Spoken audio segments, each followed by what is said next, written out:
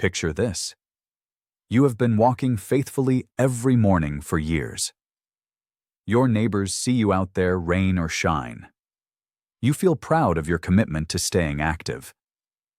But what if I told you that some common walking habits might actually be working against your health goals? Let me share Dorothy's story. Dorothy was a 74-year-old retired teacher from Phoenix who walked her neighborhood every single day. She never missed a morning, not even during the scorching Arizona summers. Dorothy did not smoke, maintained a reasonable weight, and followed her doctor's advice. But she made what seemed like a harmless choice. She preferred to walk without carrying anything extra, including water, because it felt cumbersome. One Tuesday morning, Dorothy's neighbor found her sitting on a park bench, confused and unable to remember how she got there. The paramedics arrived to find her severely dehydrated, and within hours, she experienced what doctors call a transient ischemic attack, a warning stroke. Have you ever finished a walk feeling unusually tired or dizzy? Do you sometimes notice your balance is not quite what it used to be? Maybe you have dismissed these signs as just part of getting older. But here is what many of us do not realize. Our bodies change as we age. And the walking habits that served us well in our 40s and 50s might need some adjustments to keep us truly safe and healthy in our 60s, 70s, and beyond. Welcome to Senior Health Facts, your trusted companion for navigating health and wellness after 60. I am here to share evidence-based information that can help you make informed decisions about your well-being. Today, we are exploring 5 surprisingly common walking habits that research suggests may increase certain health risks for older adults, particularly when it comes to circulation and brain health. If staying active and healthy for years to come matters to you, I would love for you to hit that subscribe button and join our community of health-conscious seniors. Walking remains one of the most beneficial activities we can do as we age. It strengthens our hearts, maintains bone density, improves balance, and supports mental health. But here is what is important to understand. Our bodies at 65 are genuinely different from our bodies at 35. And these changes affect how we should approach even simple activities like walking. As we age, several physiological changes occur that can impact our circulation and overall health during physical activity. Our arteries naturally become less flexible over time. Our blood can become slightly thicker, especially when we are not adequately hydrated. Additionally, many of us take medications that can affect fluid balance, and our natural thirst response may not be as sharp as it once was. According to research from the National Institute on Aging, factors like dehydration, inflammation from sun exposure, and reduced blood flow can contribute to serious health complications in older adults. The good news is that most of these risk factors are entirely within our control. Think of your circulatory system like a garden irrigation network. When everything flows smoothly when you are properly hydrated, protected from environmental stressors, and moving with good form, your entire system functions beautifully. But when the flow becomes restricted or the system becomes stressed, problems can develop. Let me walk you through 5 habits that research suggests we might want to reconsider as we age. First, walking while inadequately hydrated. Your blood functions like a river system in your body. When you are well hydrated, it flows smoothly, carrying oxygen and nutrients efficiently. But when hydration levels drop, blood can become thicker and more sluggish. Imagine trying to pour honey instead of water. This becomes more significant as we age because our kidneys do not conserve water as efficiently. And many common medications, including certain blood pressure medications and diuretics, can increase fluid loss. Research indicates that even mild dehydration can make blood 10 to 15% thicker, which may affect circulation. Consider Robert, a 68-year-old retiree from Colorado who loved his daily mountain walks. Robert was otherwise healthy but had developed a habit of avoiding fluids before his walks because he did not want to need bathroom breaks on the trail. After several months of this routine, he began experiencing dizziness during his walks and eventually sought medical attention when he had a concerning episode of confusion. What to consider instead? Many health experts suggest drinking 6 to 8 ounces of water about 15 minutes before moderate exercise. If you take medications that affect fluid balance, discussing hydration strategies with your healthcare provider can be helpful. Some people find that carrying a small, lightweight water bottle makes staying hydrated easier, especially on longer walks or in dry climates. Second, walking without adequate sun protection. Ultraviolet radiation from the sun can trigger what scientists call oxidative stress in our bodies. This process can cause inflammation in blood vessels, including those that supply the brain. While occasional sun exposure provides valuable vitamin D, prolonged exposure without protection may contribute to vessel inflammation. Take the example of Patricia, a 71-year-old who enjoyed evening walks with her golden retriever. She typically walked around sunset, thinking the gentler light meant she did not need sun protection.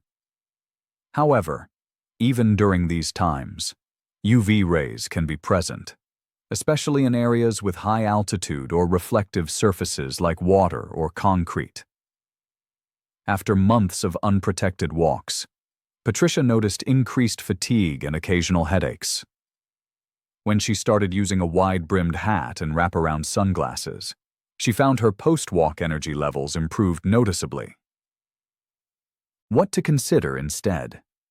Health professionals often recommend wide-brimmed hats, UV-rated sunglasses, and lightweight, long-sleeved clothing for extended outdoor activities.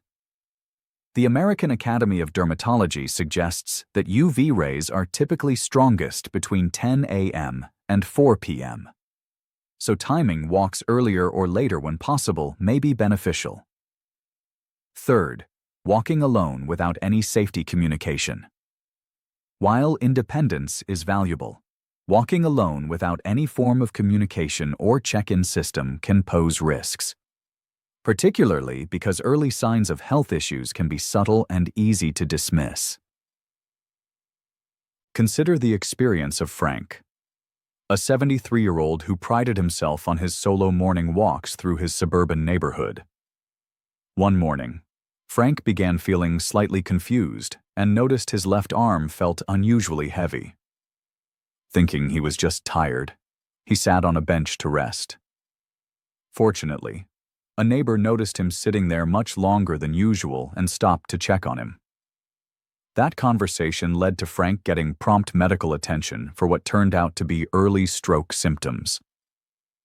What to consider instead? Many seniors find value in walking with a friend or neighbor once or twice a week.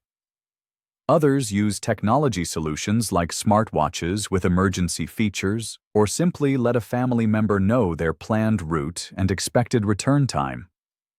Some communities have walking groups specifically for older adults, which provide both safety and social benefits. Fourth, walking soon after heavy meals.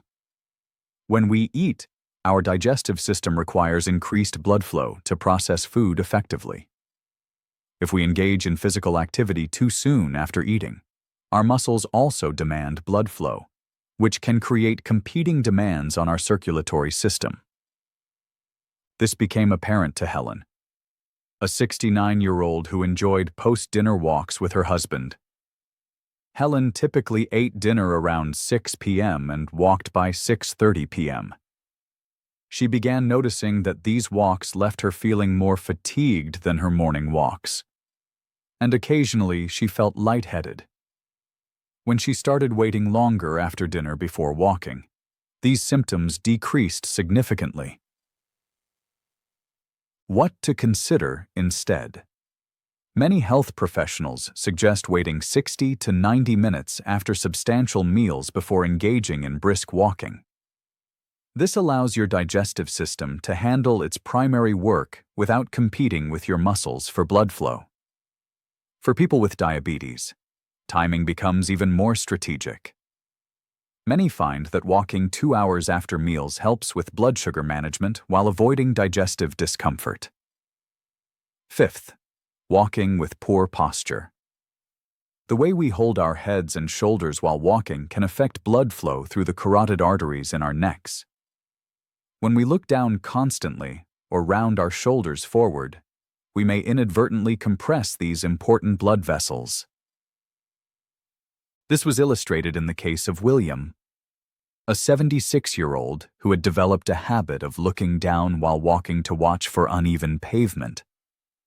While this caution was understandable, it led to chronic neck strain and what he described as feeling foggy after walks. When a physical therapist helped him improve his walking posture and suggested using a walking stick for confidence on uneven surfaces, William reported feeling more alert and energetic after his walks. What to consider instead? Walking with your chin parallel to the ground, shoulders relaxed but back, and eyes looking ahead rather than down can support better circulation. If balance or vision concerns make you feel you need to watch the ground, consider using a walking aid or choosing well-maintained, familiar routes. Now let me share some positive strategies that may help you get the most benefit from your walking routine while supporting your overall health. First, develop a pre-walk hydration routine. Consider establishing a simple ritual of drinking 6 to 8 ounces of water about 15 minutes before your walk. This gives your body time to absorb the fluid without creating discomfort during exercise.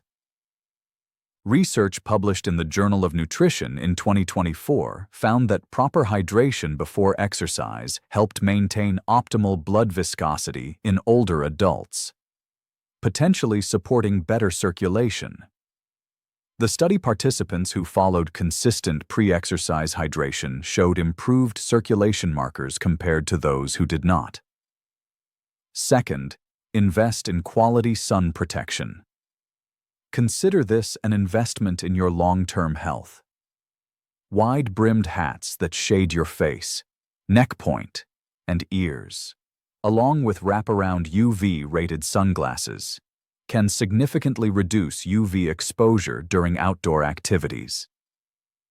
Third, create a simple safety communication system. This does not have to be complicated or expensive. Some options include walking with a friend or neighbor once or twice a week, using a smartphone or smartwatch with emergency features, or simply establishing a check-in routine with a family member or friend. Fourth, plan your walking timing around meals. Consider waiting 60 to 90 minutes after substantial meals before engaging in brisk walking. This allows your digestive system to handle its primary work without competing with your muscles for blood flow. Fifth, practice posture-supportive walking techniques. Good walking posture involves keeping your chin roughly parallel to the ground, your shoulders relaxed but pulled slightly back, and your eyes focused ahead rather than down at the ground.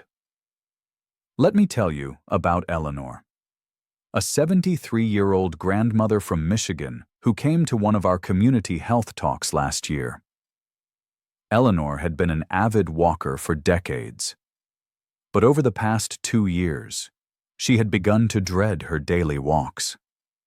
She felt tired afterward instead of energized, occasionally dizzy, and worried that maybe she was just getting too old for the activity she had always loved.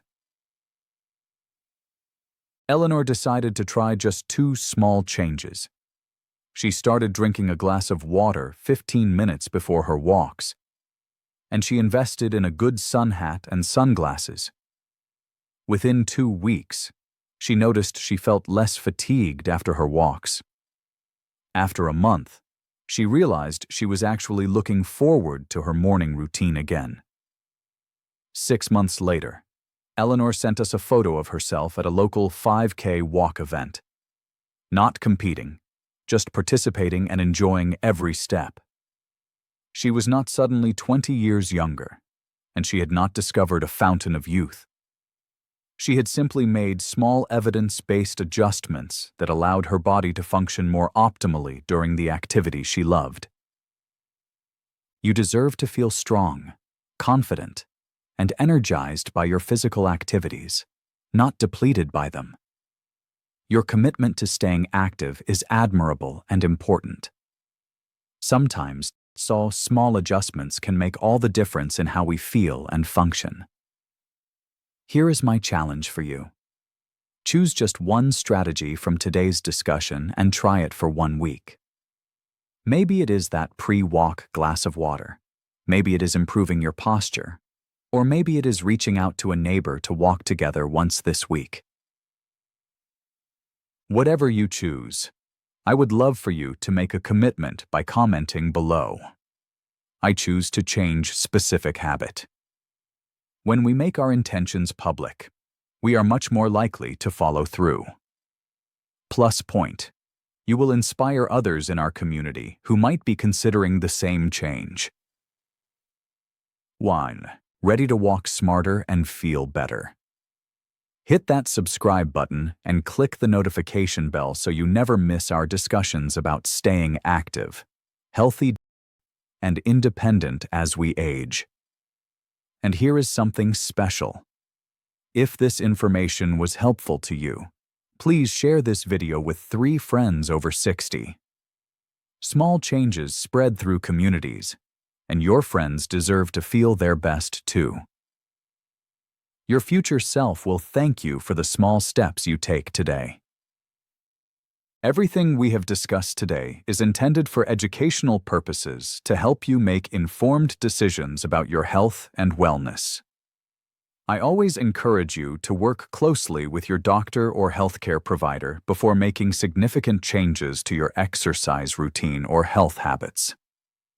They understand your personal medical history, current medications, and individual risk factors better than anyone else. Take care of yourself. Stay curious about your health, and remember that small, thoughtful changes often lead to the most sustainable improvements in how we feel and function. I will see you in our next discussion about living well and aging gracefully. Until then, keep moving forward literally and figuratively.